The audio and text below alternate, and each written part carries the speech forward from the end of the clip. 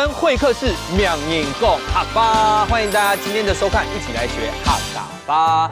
今天要邀请的这位명인又是一个安讲的西亚模样，很漂亮的女生，而且她的胸用洞狗有这么高，好不好？我们赶快来欢迎这一位王颖萍，欢迎。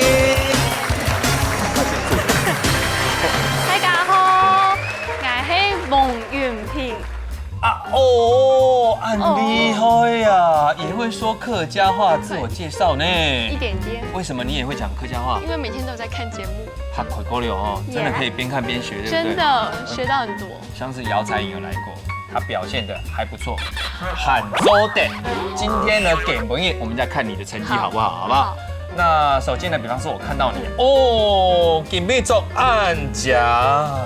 按字 C， 按字 C 就是谢谢对方对你的赞美就对了，按字 C 好。那还有另外一种说法，承蒙你的照顾该怎么讲？承蒙你。对，承蒙你就是承蒙你的关爱，承蒙你的照顾都可以用这个。那现在的人呢会把这个承蒙你谢摆在一起，所以就会讲承蒙你。按字 C 摆在一起，但还有另外一种，是从比较接近国文、国语这样子，就是感谢，怎么讲？感谢。没错，感谢。那这三个都表达谢谢之意。那如果走在路上，万一你不小心撞到一个人，这时候要说什么？拍 C。很厉害哦，谢谢。按字 C。接下来我们来复习复习时间。谢谢，按字 C， 按字 C。